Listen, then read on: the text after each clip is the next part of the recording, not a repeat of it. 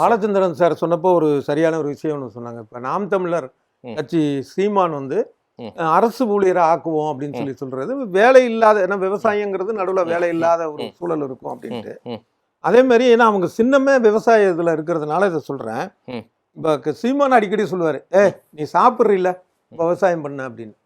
அதுக்கு ஒரு உள்ளர்த்தம் சொல்லி வேற மாதிரி சொல்லலாம். அதாவது நான் புரிஞ்சுக்கிட்டதுன்னு இல்லை, எல்லாரும் புரிஞ்சுக்கிட்டதுன்னா விவசாயத்தில் இன்னும் அதிகமான பேர் ஈடுபடணும், அவங்க வந்து விவசாயத்தில் ஈடுபட மக்கள் தயங்குறாங்க, அதை வந்து இழிவாக நினைக்க வேண்டாங்கிற அர்த்தத்தில் சொல்கிறாருன்னு.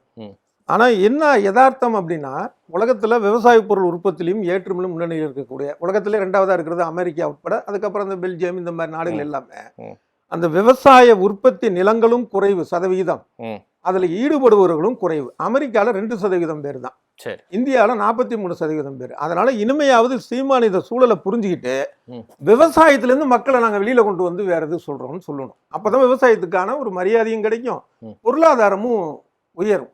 அப்புறம் இந்த இது சொன்னாங்கல்ல, தமிழ்நாட்டில் வந்து இதை பத்தி நம்ம தனியாபுரம் வந்து விரிவாக பேசலாம், அதை பத்தி இல்லை. இது அந்தந்த மாநிலத்தை சேர்ந்தவங்களுக்கு வந்துன்னா அது இன்னும் நிறைய சில மாநிலங்கள்ல இருக்கு. அதே நேரத்தில் அந்த மாநிலத்தில் வந்து போய் 2000 வருஷத்துக்கு முன்னாடி வந்து பிற மொழி பேசுங்க வந்து அந்த மாநிலத்துக்காரனாக மாறி தன்னுடைய தாய்மொழியை மறந்து வாழக்கூடியவன நீ வந்து டிஎன்ஏ டெஸ்ட் எடுக்கிறது இல்லை. அங்கே யார் அந்த மாநிலத்துக்காரன்னு சொல்கிறாங்க அப்படின்னா 10 வருடமோ 12 வருடமோ அங்கே வாழ்ந்துருக்கணும், அந்த மாநில மொழி நல்லா தெரிஞ்சிருக்கணும், இப்படி தான் சொல்கிறாங்க. சீனா இப்போ வந்து உருவானப்ப மாசுதிங் சொன்னது என்னன்னா, குறிப்பிட்ட காலத்துக்குள்ளே உலகத்தில் இருக்கிற சீனர்கள்லாம் இங்கே வந்துடுங்க, இல்லைன்னா நீங்கள் அந்த நாட்டுக்கு குடிமக்கள் அப்படிங்கிற மாதிரி தான் அவர் சொன்னார். இதுதான் உலக நடைமுறையாகவும் இருக்கு, யதார்த்தம். இதை வந்து சீமான் புரிஞ்சுக்கணும். ஏன்னா ஒரு நெய்தல் படைங்கிறலாம் காமெடின்ட்டு பேருவாங்க, மக்கள் பெருசாக எடுத்துக்க மாட்டாங்க. அதே மாதிரி தமிழ்நாடு அணிக்கு இந்திய அணிக்கும் கிரிக்கெட் மோதலுங்கிறதையும் காமெடியாக நினைத்துக்குவாங்க. இந்த 2 விஷயத்தை சீரியஸாக எடுத்துக்குவாங்க. அதில் சீமானும் சீரியஸாக எடுத்துக்கிட்டு தன்னுடைய கருத்தை அதை பரிசீலனை பண்ணி மாற்றிக்கணும். சரி, சில வினாடிகள் சில வினாடிகள். அதாவது அவர் சொன்னார்ல, 6990 பாலியல் வன்கொடுமை நடந்தது, அது 103 கோடி ரூபாய் இழப்பீடு கொடுத்துருக்கு அரசாங்கம், 8500 கொலைகள் நடந்திருக்கு. நான் கேட்கிறேன், 36 லாக்அப் டெத் இது வரைக்கும் தமிழ்நாட்டுல எந்த காலத்திலேயாவது 5 வருஷத்துல வாழ்க்கை நடந்திருக்க? லாக்அப் டெத் அரசாங்கம் பொறுப்பேற்க வேணாமா? அதுக்கு முதலமைச்சர் பொறுப்பேற்க வேணாமா? இலங்கை தமிழர் போலி உண்ணாவிரதத்தை நடத்தி போர் நின்று போச்சுன்னு சொன்னதன் விளைவாக எத்தனை பேர் கொல்லப்பட்டார்கள்? இதெல்லாம் பழைய வரலாறுகளை மீண்டும் பேசலாமா? ஒண்ணு சார், ஓபிஎஸ் வந்து அன்றைக்கு அவரு இன்னைக்கு டிஎம்கே பி டீமா இருக்க என்ன சொன்னா, அவர் தான் அந்த அண்டை மாநில உள்ளவங்களுக்கு வேலை வாய்ப்பு கொடுத்தவர் அவரு.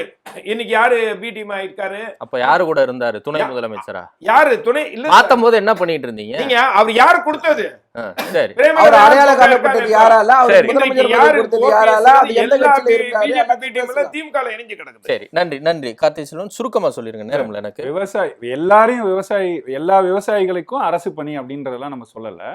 விவசாயம் செய்யறது அரசு பணியா மாற்றுவோம் சொல்றோம். அதுல பொருளாதாரம் இல்லைன்னு சொன்னாங்க. அதெல்லாம் மிக தவறான செய்திகள். 3.25 லட்சம் கோடி பால்ல மட்டும் இருக்கு. அப்போ அந்த பால் பொருளாதாரம் எங்க இருக்குன்னா, இன்றைக்கும் சொல்றேன், அண்டை மாநிலத்துல இருந்து பெரிய அளவுக்கு பாலை இங்க இறக்குமதி செஞ்சுக்கிட்டு இருக்காங்க. அதை நம்ம செய்யலாம்ல. அப்ப அந்த பொருளாதாரம் தமிழ்நாட்டுக்குள்ள இருக்கும்ல. இதுதான் இந்த மாதிரி சொல்ற செய்தியை திருச்சி இப்ப நெய்தல் படையை வந்து நக்கல் பண்ணி சொல்றாங்க. நெய்தல் படை பக்கத்துல கேரளால அமைக்கும் போது என்ன பண்ணிட்டு இருந்தீங்க? அங்க பேரு வேற இல்ல இல்ல சீமான் சொன்னாரு, ஆனா இவர் கையில குண்டு தரேன் நீ தூக்கி எறியணும். நீங்க பேசுறது இடிவரை செய்யல. நான் பேசுனது நீங்க தப்பா புரிஞ்சிக்கிட்டு சொல்றீங்க. நீங்க சொன்ன நெய்தல் இதெல்லாம் காமெடியா பாக்குறீங்க. ஆமா, காமெடியா. சீமான் கேரளால அமைக்கும் போது நாங்க குண்டு தரேன் உனக்கு, நீ போட்டு தூக்கி எறி.